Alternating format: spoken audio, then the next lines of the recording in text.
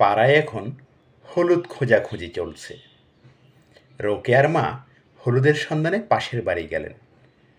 পাশের বাড়ির মহিলাকে বললেন, ওডি আর তোরা হলুদ তেলে দেশাই। তখন পাশের বাড়ির মহিলা উত্তর দিলেন, হলুদ আসিল তো ওডি, শেষ হয়ে গিয়ে দে।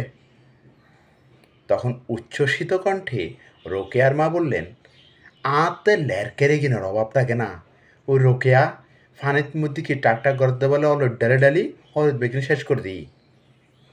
তখন পাশের বাড়ির মহিলা আরও উচ্ছ্বসিত কণ্ঠে বললেন, আমিও তো 2-3 বার ট্রাই করছি। কথা হচ্ছে, পানিতে যে হারে হলুদ ঢালাঢালি চলছে, হলুদ না আবার শেষ হয়ে যায়। সব হলুদ পানিতে ঢালতে নেই। কিছু হলুদ গায়ে হলুদের জন্য, আর কিছু হলুদ ওই আম্মুদের তরকারি রান্না করার জন্য রেখে দিতে হয়।